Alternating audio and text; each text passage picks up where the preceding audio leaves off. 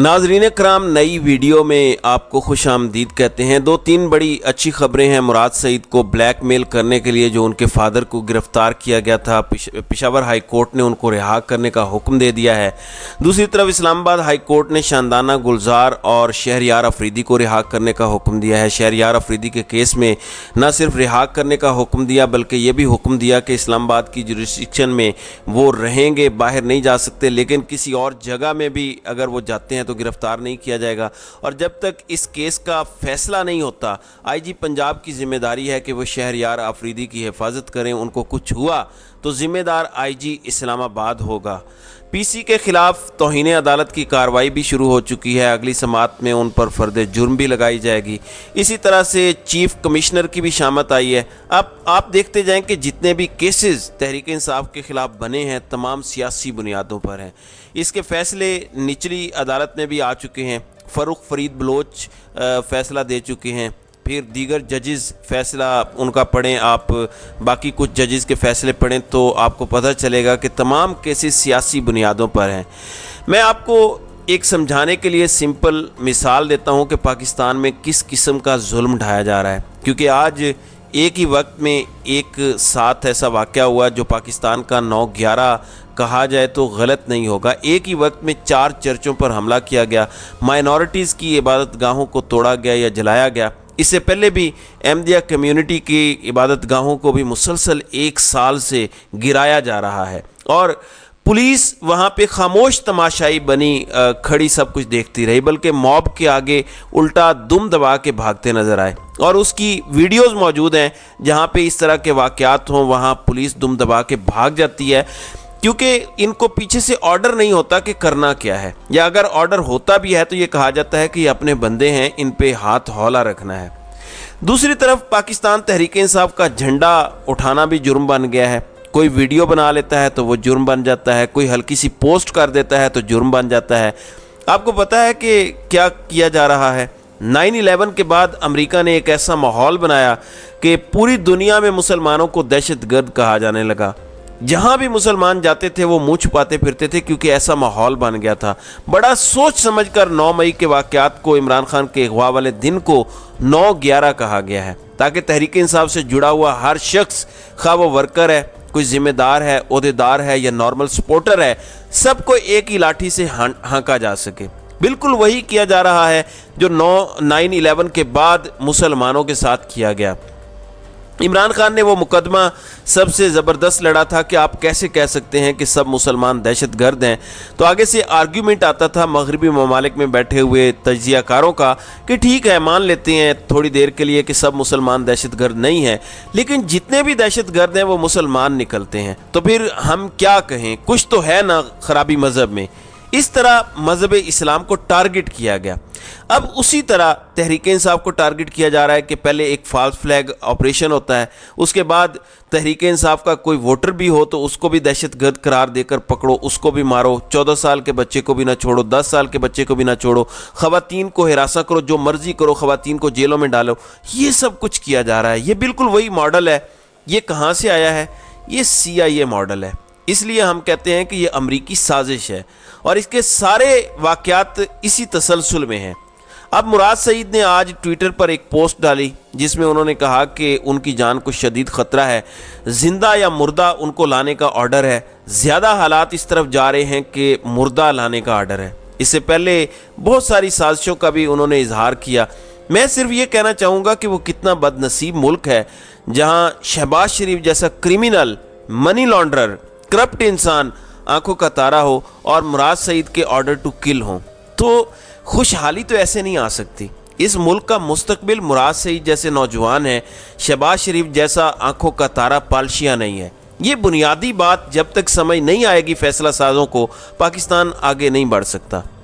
नाज़रीन इकराम, मैं आज हैरान रह गया। एक क्लिप किसी ने शेयर किया हुआ था, उसमें फरीहा इदरीस और शुएब शाहीन बैठे हुए थे, तो वो कह रही थी कि देखें फिर 9 मई का कोई ना कोई तो मंतकी अंजाम होगा। ये क्या कहने की कोशिश कर रही थी? बिल्कुल वही फॉल्स इक्विवेलेंस डाली गई पहले 9/11 के साथ और अब हरकतें भी वही हैं।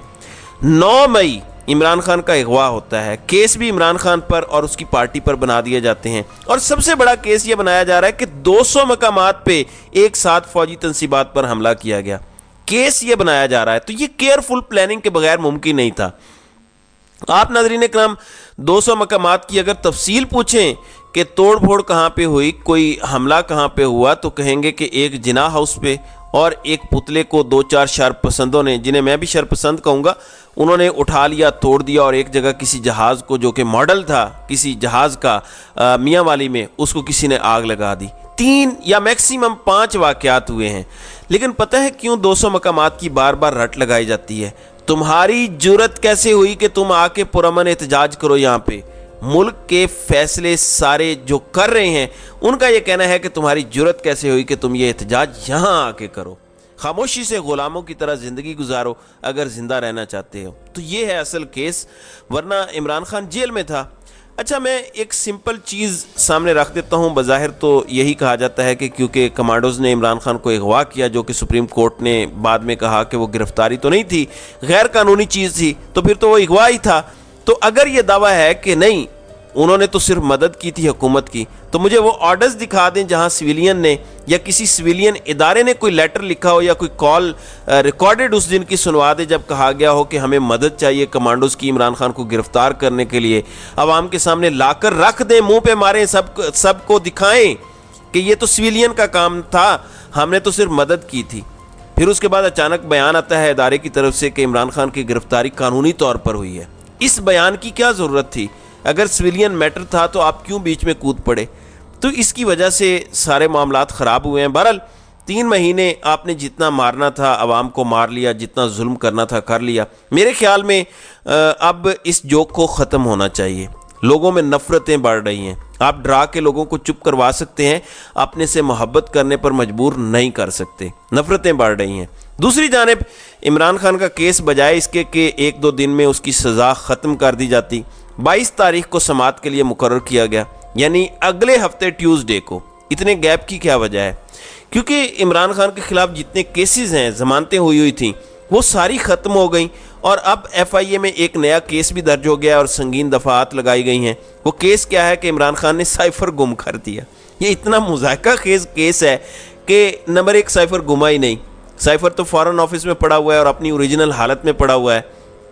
جو سائفر کی ٹرانسلیشن ایک عام A4 ڈاکومنٹ پہ ہو کہ پرائم منسٹر ہاؤس بھی جاتی ہے اس کی ٹرانسلیشن، یا آرمی چیف کے پاس جاتی ہے، دیگر جگہوں پر جاتی ہے، ان ٹرانسلیشنز کی حفاظت کرنا بھی وزیر اعظم کی ذمہ داری نہیں بلکہ جو سٹاف ہوتا ہے وہاں پہ ان کی ذمہ داری ہے۔ وزیر اعظم کے عہدے کی تذلیل کی جا رہی ہے، جان بوجھ کے اوقات یاد دلائی جا رہی ہے سویلینز کو کہ یہ تمہاری اوقات ہے، ہم جب چاہیں تمہیں ہر چیز میں ڈریگ کر سکتے ہیں۔ یعنی ایک پیٹی تھیف بنا کے ایک پرائم منسٹر جو سب کا باس ہوتا ہے ہمارے پارلیمانی جمہوریت میں، اس کے ساتھ ایسے ٹریٹ کیا جا رہا ہے۔ تو ایسے مزید کیسز ڈالے جا رہے ہیں تاکہ عمران خان پری اریسٹ بیل بھی نہ کروا سکیں، اور ایک کیس میں اگر وہ باہر آ بھی جاتے ہیں تو کسی اور کیس میں ان کو دھر لیا جائے۔ ناظرین اکرام، اب میں یہیں پہ ایک سوال کرتا ہوں کہ وہ لوگ جو کہتے تھے کہ نواز شریف کی بڑی لڑائی تھی اسٹیبلشمنٹ سے اور انہوں نے سب کچھ کروایا ہے، کیا نواز شریف کے ساتھ بھی یہ ہوا تھا کہ ایک کیس میں وہ باہر آئے تو اگلے دن دوسرے کیس میں اندر چلا گیا؟ کیا نواز شریف کے خلاف 200 FIRs ہوئی تھیں؟ پھر ایک اور بیانیہ بنایا جاتا ہے کہ نواز شریف نے عمران خان نے اداروں کے خلاف نفرت پیدا کر دی۔ میں اس پر تفصیلاً کسی دن کوئی ویڈیو بناؤں گا، لیکن اس وقت صرف نیٹ سیل میں میں آپ کو سمجھاتا ہوں تو وہ یوں سمجھ لیں کہ 4 سال نواز شریف نے لوگوں کو کہا کہ اداروں نے میری حکومت گرائی ہے، یہاں تک کہ اپنی تقریروں میں نام لیے باقاعدہ سٹنگ آرمی چیف اور DG ISI کا۔ نواز شریف نے قوم کو بتایا کہ DGC جو اس وقت تھے وہ مریم نواز کو سمیش کرنے کی دھمکیاں دے رہے تھے۔ یہ سب کچھ نواز شریف نے کہا۔ 4 سال نواز شریف مسلسل قوم کی ذہن سازی کرتا رہا، لیکن قوم نے کہا کہ یہ تو خود جھوٹا ہے، اس کی بات پر کیسے یقین کریں۔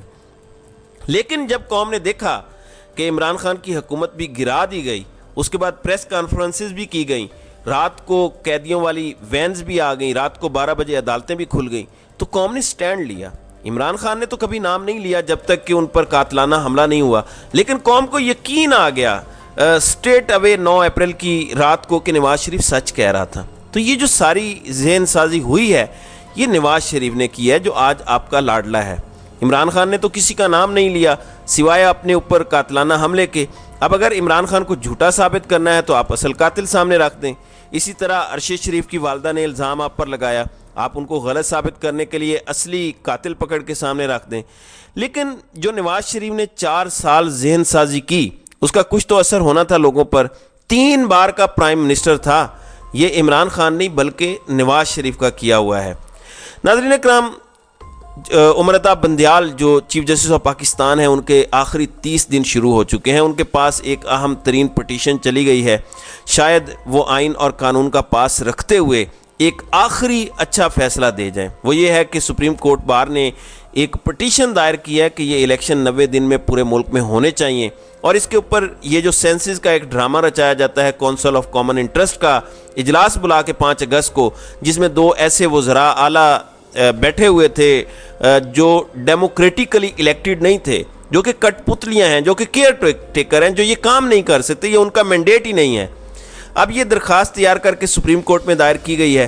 اب دیکھنا یہ ہے کہ امرتا بندیال جاتے جاتے یہ تگڑا فیصلہ دے کر جاتے ہیں یا اس کو سنتے ہی نہیں ہیں، اور اگر نہیں سنیں گے تو ظاہر ہے قاضی فائز صاحب پر چھوڑ جائیں گے، جو کہ ظاہر ہے پہلے سے ہی مینجڈ ہیں۔